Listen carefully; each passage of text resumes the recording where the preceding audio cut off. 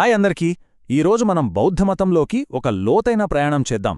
అసలు బుద్ధుడి బోధనలు ఆయన తర్వాత ఎలా మారాయి, కాలక్రమేణా ఎలాంటి మలుపులు తీసుకున్నాయి, ఇంకా ఎన్నెన్ని తాత్విక శాఖలుగా విడిపోయాయో తెలుసుకుందాం. ఇది చాలా ఆసక్తికరంగా ఉండబోతోంది.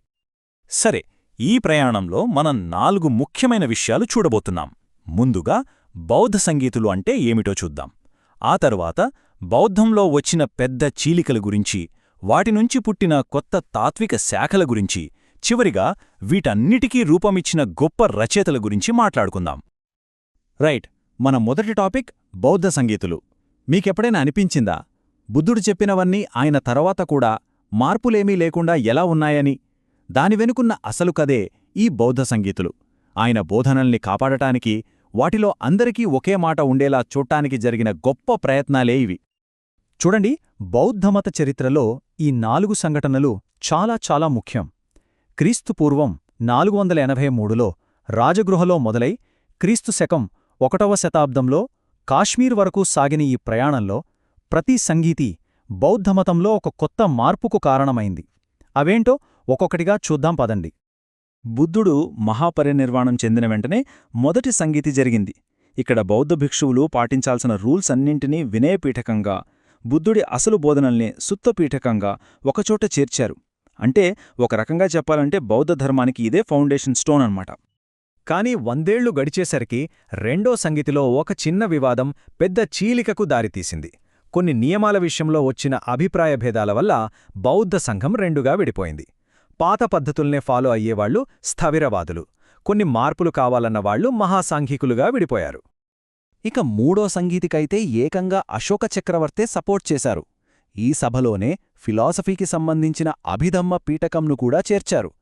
దాంతో బౌద్ధమత పవిత్ర గ్రంథాలైన త్రిపిటకాలు అంటే 3 బుట్టల జ్ఞానం కంప్లీట్ అయింది. ఇక్కడ నుంచే బౌద్ధం ప్రపంచవ్యాప్తంగా వ్యాపించడం మొదలైంది. 4వ సంగీతి అయితే బౌద్ధమతం రూపురేఖల్నే మార్చేసింది. ఇక్కడే అది అధికారికంగా మహాయానం అంటే పెద్ద పడవ, హీనయానం అంటే చిన్న పడవ అని ఇలా 2 ప్రధాన దారులుగా విడిపోయింది. వాటి మధ్య అసలు తేడా ఏంటో ఇప్పుడు చూద్దాం. కేవలం కొన్ని రూల్స్ గురించేనా ఈ గొడవ, లేకపోతే దాని వెనుక ఇంకా పెద్ద తాత్విక కారణం ఏమైనా ఉందా?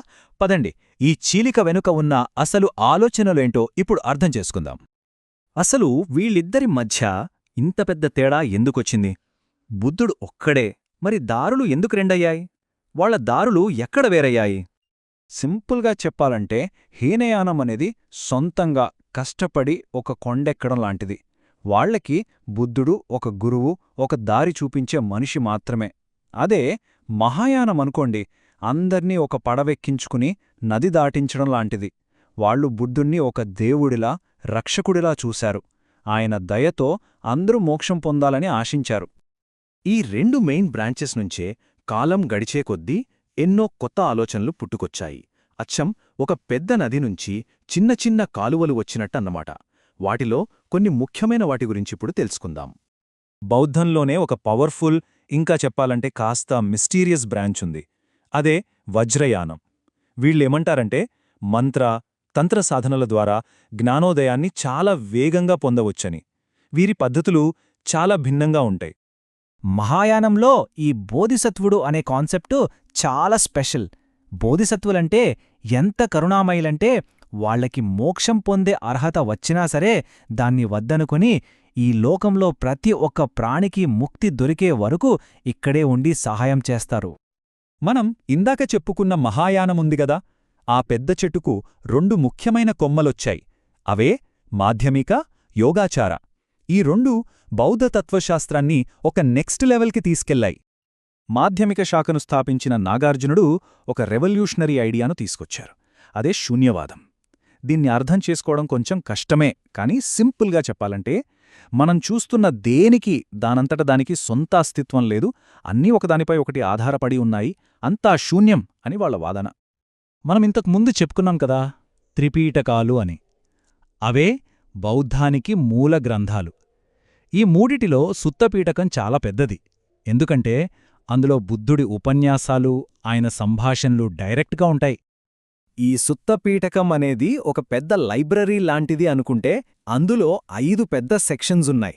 వీటినే నికాయాలు అంటారు. పొడవైన ప్రసంగాల నుంచి చిన్న చిన్న కథల వరకు ఒక్కో సెక్షన్లో ఒక్కో రకమైన జ్ఞానముంటుంది.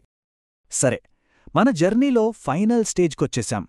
ఇంత గొప్ప ఆలోచనల్ని అక్షర రూపంలో పెట్టి వాటిని మనదాకా తీసుకొచ్చిన ఆ గ్రేట్ పీపుల్, ఆ ఫిలాసఫర్స్ గురించి ఇప్పుడు తెలుసుకుందాం. ముందుగా అశ్వఘోషుడు. ఈయన కేవలం పండితుడు మాత్రమే కాదు, ఒక అద్భుతమైన కవి. ఆయన రాసిన బుద్ధచరితం చదివితే బుద్ధుడి జీవిత కథ మన కళ్ల ముందే జరుగుతున్నట్టు ఉంటుంది. అంత గొప్పగా రాశారన్నమాట. ఇక నాగార్జునుడు బౌద్ధ ఫిలాసఫీలో ఈయనకు ఎంత గౌరవం ఉందంటే ఆయన్ని రెండో బుద్ధుడు అని కూడా పిలుస్తారు. ఆయన చెప్పిన శూన్యవాదం బౌద్ధమతంపైనే కాదు, ప్రపంచ తత్వశాస్త్రంపై కూడా చాలా పెద్ద ప్రభావాన్ని చూపింది.